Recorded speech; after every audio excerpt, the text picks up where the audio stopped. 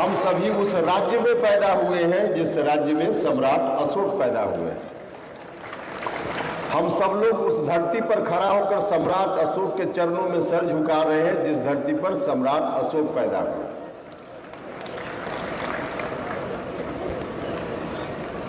यही धरती है पटना की धरती।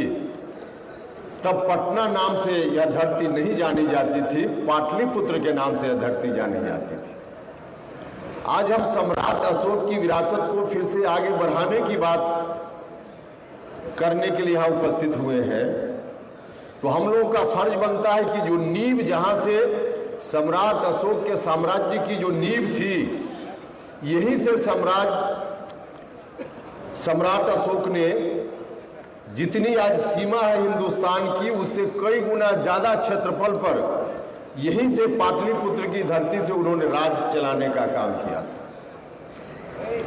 तो सबसे पहला हम लोग का कर्तव्य है कि इस विरासत को यदि हम आगे बढ़ाना चाहते हैं, याद करना चाहते हैं, तो जिस नींव से शुरुआत हुई उस नींव को फिर से हम याद करने का काम करें। और याद करने के क्रम में सबसे पहली हमारी ड्यूटी है कि पटना, जो कालांतर में पाटलिपुत्र पटना के नाम से जाना जाने लगा, फिर से एक बार हम सब लोग मिलकर इस बात का संकल्प व्यक्त करें कि पटना का नाम किसी भी रूप में पाटलिपुत्र होना चाहिए। इसके लिए हम लोगों को जो संघर्ष करना होगा हम लोग करेंगे। पटना का नाम पाटलिपुत्र होना ही चाहिए।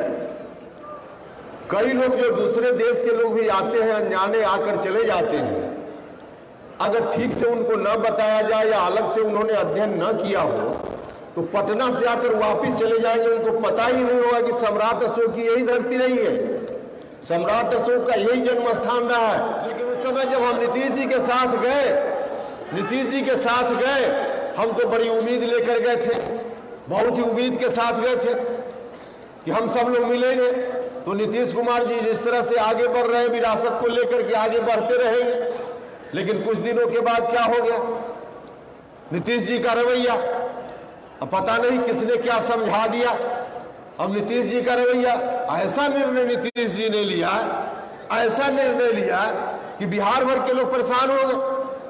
अब जहां से बिहार चला था फिर से बिहार को वहीं ले जाने की बात करने लगे, जिसके खिलाफ एक नहीं, दो नहीं, 100 नहीं, हजारों लाखों लोगों ने अपनी कुर्बानी दी थी। जिला जिला में लोग हैं। समता पार्टी के समय कितने लोगों की जान चली गई, कितना कष्ट सहा था बिहार के लोगों ने। अब तब राष्ट्रीय जनता दल से छुटकारा मिली थी और फिर से नीतीश कुमार जी ने फरमान जारी कर दिया कि फिर से हम उस 2005 के तरफ ही बिहार को ले जाएंगे। भाई और मित्रों, फिर से 2005 के तरफ बिहार ले जाने की बात जब करने लगे, हमने बहुत प्रयास किया, हमने समझाने का प्रयास किया। एक बार नहीं अनेक बार मिलकर हमने नीतीश जी से कहा, नीतीश जी ऐसा मत कीजिए, नुकसान हो जाएगा, अनर्थ हो जाएगा, पार्टी बर्बाद हो जाएगी, जनता दल यूनाइटेड समाप्त हो जाएगा। और सिर्फ पार्टी नहीं बर्बाद होगी, बिहार बर्बाद हो जाएगा। लगातार हमने कहा, लेकिन हमारी बात का कोई असर नहीं हुआ, कोई असर नहीं हुआ। तब हमने अपने साथियों से परामर्श किया और तब परामर्श के उपरांत नीतीश जी से हमने कह दिया। नीतीश जी अपनी जीत पर अड़े रहे। हमने लगातार कहा कि पार्टी बर्बाद होगी, बिहार बर्बाद होगा, लेकिन अपनी जीत पर अड़े रहे। तब हमने कहा कि नीतीश जी, हम तो आए थे आपके नेतृत्व में चलकर आपका जिंदाबाद करने के लिए आए थे, हम लालटेन छाप जिंदाबाद करने के लिए नहीं आए थे, हम आपका जिंदाबाद करने के लिए आए थे। और आज भी हम उनसे कहना चाहते हैं कि नीतीश जी के साथ हम गए थे नीतीश कुमार जिंदाबाद करने के लिए, क्योंकि जिस विरासत को बचाने की बात हम कर रहे हैं, या विरासत उस पार्टी के द्वारा हम बचाने का काम नीतीश जी के नेतृत्व में कर सकते थे। लेकिन नीतीश जी अब खुद ही उन्होंने जैसा निर्णय ले लिया, तब हमने कहा कि अब आपकी पार्टी है, जो मर्जी नहीं मानिएगा तो जो मर्जी आप कीजिए, पार्टी को बर्बाद कर रहे हैं आप जानिए, आपकी मर्जी, लेकिन बिहार को बर्बाद करना चाहिएगा तो हम आपके साथ खड़ा नहीं रह पाए, हम आपके साथ खड़ा नहीं रह पाए। भाई और मित्रों, पार्टी बनी है तो नीतीश जी से हमने कह दिया है और हम निकलकर चले आए हैं, लेकिन बिहार को बचाने का काम करना है, बिहार को बनाने का काम करना है। नीतीश जी की जो मर्जी, हम तो चाहते थे, एक समय ऐसा भी हुआ था, हमने उनसे भी कहा और पार्टी के नेताओं से कहा, जब हम दल में गए थे उसी वक्त। आज राष्ट्रीय जनता दल के लोग यदा कदा बोल देते हैं कि प्रधानमंत्री नीतीश कुमार जी बनेंगे। सबसे पहली बार अगर प्रधानमंत्री बनाने की बात जनता दल यूनाइटेड के अंदर किसी नेता ने कही थी तो उपेंद्र कुशवाहा ने कहने का काम किया। हमने कहा था कि जनता दल यूनाइटेड को नंबर 1 की पार्टी बनाएंगे और नीतीश कुमार जी भारत के प्रधानमंत्री बनेंगे। लेकिन जिस रूप में पार्टी कमजोर होते चली गई, अब तो एक दिन जो राष्ट्रीय जनता दल के लोग भी कहते थे कि प्रधानमंत्री बनाएंगे, हम लोगों की जब मुहिम चली, बिहार भर के लोगों की स्थिति का जब उनको पता चल गया, तो राष्ट्रीय जनता दल के युवराज ने विधानसभा में कह दिया, उनको पता चल गया कि हम मुख्यमंत्री नहीं बनने वाले, उनको पता चल गया कि बिहार के लोग हमको मुख्यमंत्री नहीं स्वीकार करने वाले। तो उनको जब पता चल गया तो राष्ट्रीय जनता दल के लोग कम सातिर नहीं हैं, हम नहीं मुख्यमंत्री बन सकते हैं, तो नीतीश जी आपको भी प्रधानमंत्री नहीं बनने देंगे। सीधे बयान आया कि हमको नहीं मुख्यमंत्री बनना है। अरे भैया, आपको नहीं बनना तो कहते कि नहीं बनना है। नीतीश जी प्रधानमंत्री नहीं बनेंगे मतलब हम नहीं बनेंगे तो तुम भी नहीं, हम नहीं तो तुम भी नहीं।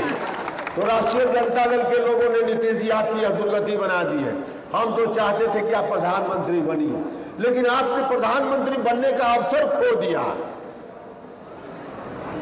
पार्टी मजबूत होती, जनता दल यूनाइटेड मजबूत होता, तब यह बात हो सकती थी और यह काम हो सकता था।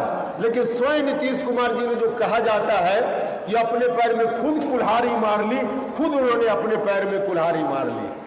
प्रधानमंत्री बनने का एक अवसर था, उस अवसर को और किसी ने नहीं, स्वयं नीतीश कुमार जी ने उस अवसर को खो दिया है कि बिहार के विकास को हम कैसे, जो एक तरह से बिहार का विकास आज रुक गया है,